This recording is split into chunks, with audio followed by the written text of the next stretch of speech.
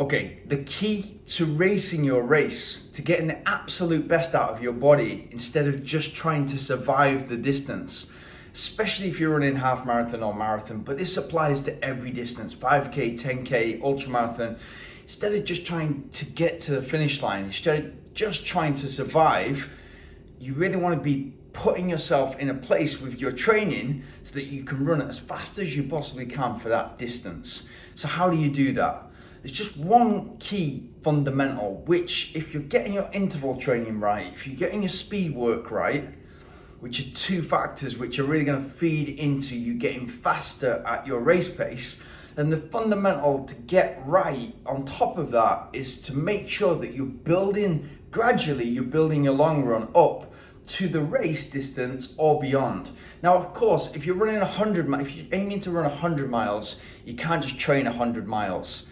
You can't do too many 100 miles in a year. It's going to break your body down too much. But you can, if you're running a marathon, if you're running a half marathon, it's easy to go up to that distance, gradually build up to that distance. So for example, if you're thinking, right, okay, we're in July, by December, I want to run Malaga Marathon, or by next April, I want to run London Marathon. You have 9 months, you have 6 months, 9 months, however long it is, in order to gradually up that long run. So you're running 40K, 45K, even 50K. So the distance on race day isn't a factor. It isn't, can I survive this? Can I actually get to the end? You're focusing completely on pace. So you're looking at your watch, you're checking your splits, you know you're capable of it. You know what the indicators are from the interval session, from the speed sessions. You know what pace you're capable of running. You know what pace you're capable of running.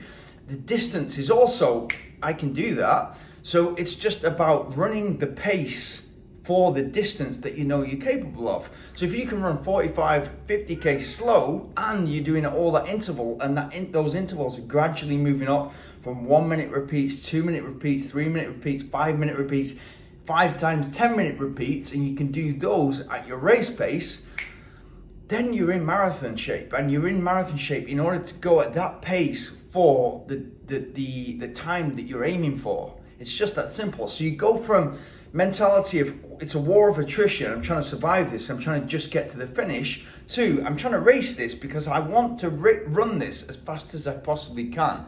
And that's what I think a lot of recreational runners are missing. If we're going to do this, let's go all in and let's run it as fast as we possibly can, because that's the aim of the game, that's running. Now, it's completely different. If you're running, you're probably not watching this channel if your aim is just to get to the finish. I appreciate that. And in ultra running, it's different. Sometimes the goal just is to get to the finish. And if it's a mountain trail running, if it's 100 mile, if it's Western States, if it's UTMB, just getting to the finish is great under the time. But if you're trying to run anything, whether it's 100K, it's a marathon, it's 50K, it's half marathon, 10K and 5K as well, if you're just trying to get to the finish line, there's going to be you're going to run a lot slower than if you know already you can do the distance and you're focusing on pace, and you're focusing on controlling the pace, controlling your heart rate, controlling your breathing throughout, and getting the best out of your body on race day. That's simple.